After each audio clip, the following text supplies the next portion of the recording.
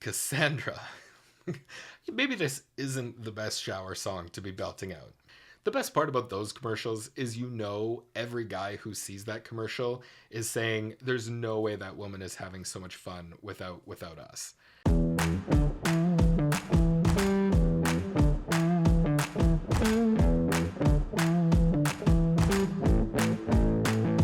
Hello everyone, I'm Marc Daniel Patrick. Thank you so much for checking out the channel. I mentioned it briefly in our video yesterday as well, but if you have not seen the new trailer for the Dear Evan Hansen film, please go check that out as well. I've left the link in the description below. Go watch it, and I dare you not to get emotional while watching that trailer. It's just something we've been waiting for so long. It's finally getting closer and closer. September 24th, 2 days after my birthday. Not that anyone cares. But yeah, go check out that trailer because it looks just so good. All right, let's get to some comment shoutouts from our video last week, which was Say No to This from Hamilton. Our first comment comes to us from Amelia, who says, "What gets me with this one is the use of helpless. It's skewing the word we've associated as romantic through the show because of Eliza. It's an interesting tactic that Lin uses. Genius." I have to actually agree. That's actually a really good point. And it is an interesting point because Eliza sings about how she's so helpless, falling in love with Hamilton. And then Hamilton tries to use that almost as an excuse to go forward with his actions in that song. So that's actually a really cool point, Amelia. Thank you so much for sharing it in the comments. All right, our next comment comes to us from Cassandra, who says, "This is the kind of song you just hate to love. There's something about the beat and Jazzy's voice, it's such a jam, and the lyrics in context can be ignored, except when your mom asks you why you're singing about having an affair so passionately in the shower." Cassandra. Maybe this isn't the best shower song to be belting out. Or maybe it's the best song for the shower. I'll leave that up to you.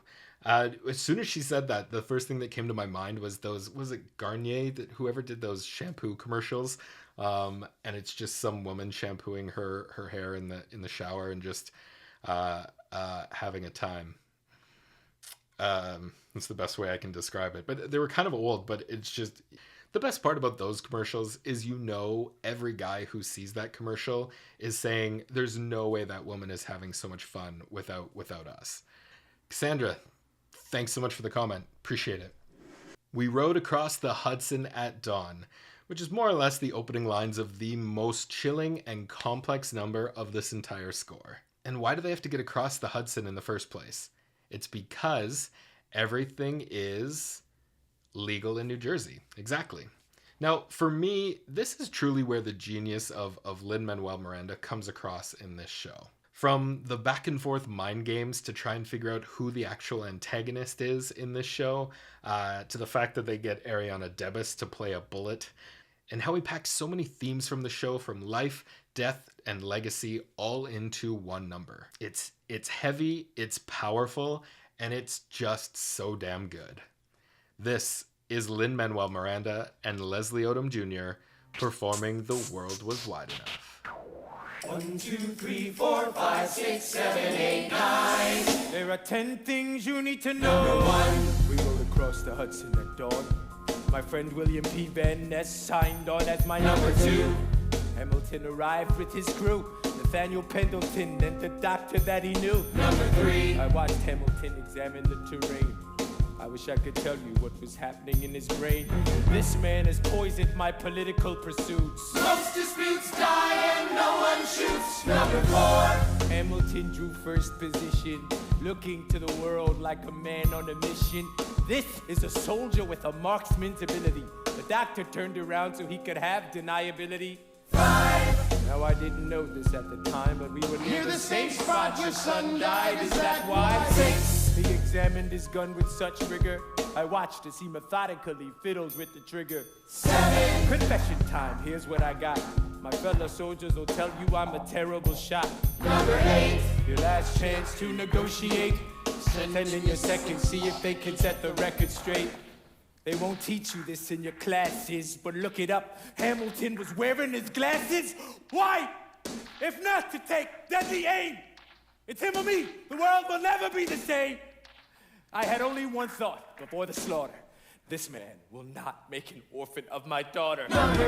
Okay, so one quick thing here. I'll try not to stop throughout this number, but one quick thing is like I said at the beginning, how Lin sort of takes you back and forth between who's the villain or who's the antagonist in this show. And there's so many human moments that Burr has throughout the second act leading to this big moment that really humanizes him and makes us sort of sympathize with him. Once he gets to this part of narrating this number, he all of a sudden starts to lose you in a little bit of a way. First of all, for him to try and bring up that he's a terrible shot. I mean, he's a commander in the military. You kind of have a hard time believing that he is. And right away, is he just trying to make an excuse? That's number one. Number two, playing on the heartstrings by saying, you know, make an orphan of my daughter. And well, yeah, that's true. But his daughter in 1804 is also already married, has a daughter of her own. So it's not the impression of like this young child is going to be left out in the wilderness on her own. And finally, wearing your glasses, does that really make you more serious about the duel because you showed up with glasses? It's just an interesting tactic that Lin throws in to give Burr these little things where he's humanized, you sympathize with him, but now as he starts to count down these things, he's all of a sudden, he seems to be grasping at straws and looking for some excuses, trying to explain what's about to happen. Look him in the eyes, aim no higher. Summon all the courage you require. Then count 1, 2, 3, 4, 5, 6, 7, 8, 9, number 10. I imagine death so much it feels more like a memory. Is this where it gets me? On my feet, several feet ahead of me. I see it coming. Do I run or fire my gun or let it be? There is no beat, no melody. Burr, my first friend, my enemy. Maybe the last face I ever see. If I throw away my shot, is this how you remember me? What if this bullet is my legacy? Legacy. What is a legacy? It's planting seeds in a garden you never get to see. I wrote some notes at the beginning of a song someone will sing for me. America, you great unfinished symphony you sent for me. You let me make a difference, a place where even orphan immigrants can leave their fingerprints. Rise up, I'm running out of time, I'm running and my time's up. Wise up, eyes up. I catch a glimpse of the other side. Lawrence leads a soldier's chorus on the other side. My son is on the other side. He's with my mother on the other side. Washington is watching from the other side. Teach me how to say goodbye. Rise up, rise up, rise up, Eliza. My love, take your time. I'll see you on the other side.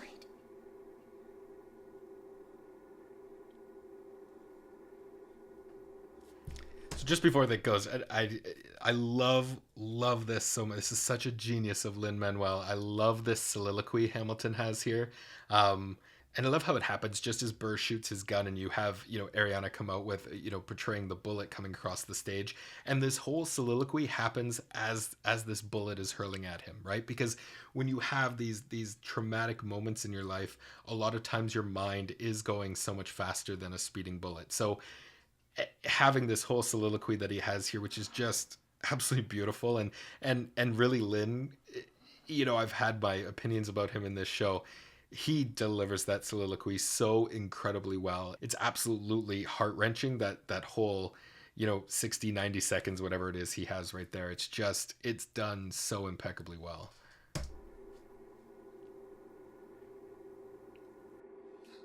Raise a glass to freedom. He aims his pistol at the sky. Wait!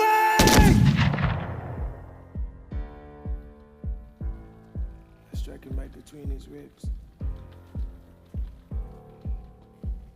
I walk towards him, but I am ushered away. They row him back across the Hudson.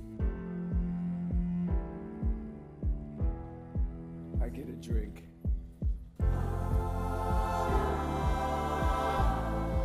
I hear wailing in the streets. Somebody tells me you'd better hide. They say Angelica and Eliza were both at his side when he died. Death doesn't discriminate Between the sinners and the saints, it takes and it takes and it takes. History obliterates in every picture it paints. It paints me in all my mistakes.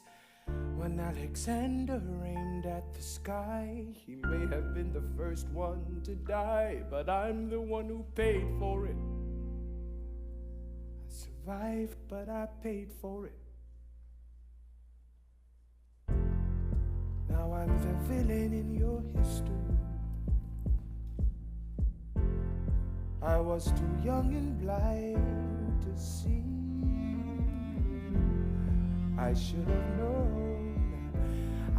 have known the world was wide enough for both Hamilton and me. The world was wide enough for both Hamilton and me. Oh, God, I love this. It's so good. I know everyone just screaming right now saying, let it keep going. We will get to Who Lives, Who Dies in a future video, I promise you. It's got to be the best 1 minute and 45 seconds of theater I've seen, where Leslie is just so spot on here at the end. The subtleness, the numbness of how he's delivering these final lyrics of the song, just absolutely so on point. And I'll tell you, if you haven't experienced it before, if you haven't been on stage, where you're alone on stage and you have an entire house, an entire theater of people coming from here to here, and you have them and you can feel it. Nobody's breathing. They're waiting to breathe with you. Everyone's waiting for you to deliver your next line, to tell them how to feel, to tell them where to go. It's an incredible feeling to have an entire audience in the palm of your hand like that. And he executes it so incredibly well. I do like the last line he has, the world was wide enough, is finally when the first time he allows himself to look up. And they don't do it very well. You can't see it very well in film. But he does have, Hamilton's up on the crosswalk there behind them, and he's lit. They have his face lit there, and they light his face just as he looks up and says, the world was wide enough for both Hamilton and me. And I wonder if that's a moment where Burr is allowing himself to sort of apologize or sort of trying to rectify what he's just done, whether it's with the heavens or whether it's to Hamilton. I find that such a powerful moment, and it's hard to showcase it on film, I know, but in the staging, that would have been so perfect just to have Hamilton right behind him just as he looks up. Just the whole staging, right, of that whole number is just so world class. It really is. How else do you convey, what both characters are thinking in the sense of the duel and in sense of finally where we've reached our climax of the show? How else are you supposed to portray that? But they do it so incredibly well right here with this number. All right, that's all the time we have for this video. Thank you so much for watching. Don't forget to leave me a comment of what you thought of this video and what you'd like to see in the future.